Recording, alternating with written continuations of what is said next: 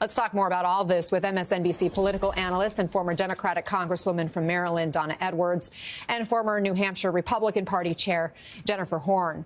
Jennifer, so we just heard the president not ruling out a recession. The markets really been down more than they've been up lately. And already some Trump voters are starting to sour on his actions. One fired civil servant saying she's no longer a Trump supporter, saying of the cuts, as much as I think that President Trump is doing wonderful things for the country in some regards, I don't understand this at all.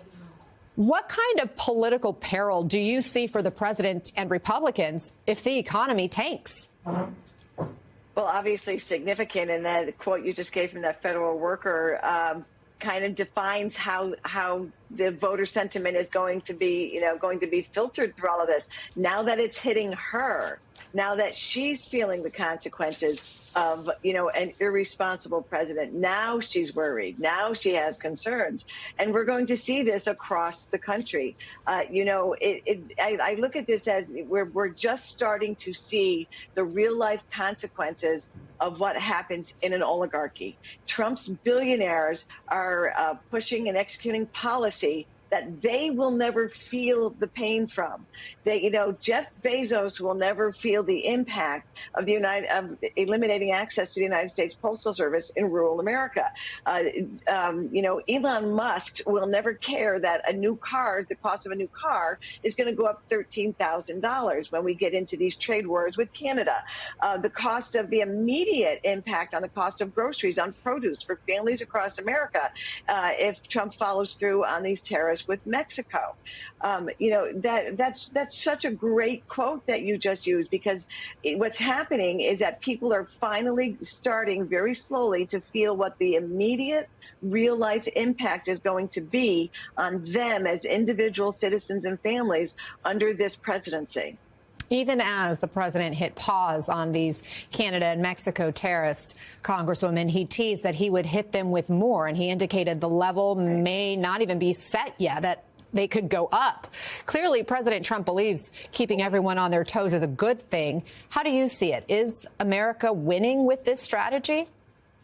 Well, I don't think America is winning. More particularly, Americans are not winning with this strategy. It's interesting because when we've seen the last couple of weeks of the downslide in the market, when ordinary Americans are starting to take a look at their retirement accounts, their 401k plans, they've also seen that same downslide. And to the extent that continues, individual Americans are going to really feel this when it comes to the trade wars. When you hear, major retailers saying, well, we don't have a choice, we're going to pass that along to consumers, that means every time you go into a store, you're going to be paying more for a product than you did a year ago or a month ago.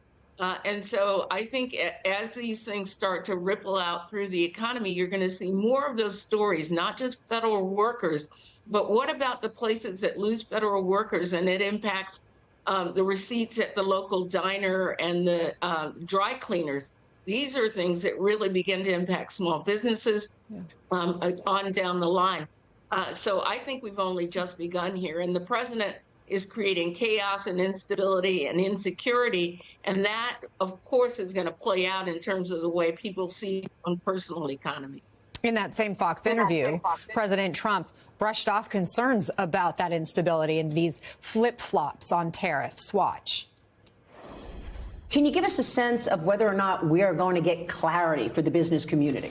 Well, I think so. But, the tariffs could go up as time goes by, and they may go up. And, I don't know if it's predictability. I think so that's not clarity. No, I think that they say that. It sounds good to say. Will we have clarity? You'll have a lot, but we may go up with some tariffs. It depends. We may go up. I don't think we'll go down, but we may go up. But they have plenty of clarity. They just use that. That's like almost a soundbite. Jennifer, so much for clarity. They may go up, they may go down. You used to run a state GOP. What's your read on the muddled message for someone framing himself as pro-business? Well, there's nothing pro-business about what Donald Trump is executing here, as far as an economic plan goes. I mean, look at the cost of energy coming in from Canada for 3 border states is going to rise dramatically, 25%. They're saying today. You know, industries and businesses in Michigan and Minnesota and New York. You know, critical economic hubs. You know, in those parts of the country. So there's no clarity here. There's nothing that is pro-business here, and the president's lack of clarity in his message contributes to not just the insecurity that people feel, but the actual disruption of the markets, of the economy. Congresswoman, Canada is already fighting back. Today, Ontario will start levying a 25% surcharge on electricity sent to New York, Minnesota, as well as Michigan. If people in those states see their energy bills go up, how do Democrats lay this on Republicans without looking like they're cheerleading a bad economic outcome for their constituents? Well, I think Democrats have to really make clear where the blame is passed. We can't assume that customers, consumers in those 3 border states are going to realize where the problem is, and so Democrats have to tell a very clear story and place the blame. I think it's appropriate in this circumstance to blame Donald Trump and his tariffs directly when your electric bill goes up next month, and when business costs go up next month.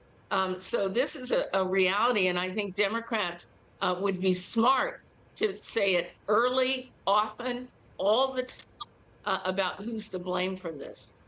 Former Congresswoman Donna Edwards and Jennifer Horn, thank you both. I appreciate the conversation, ladies.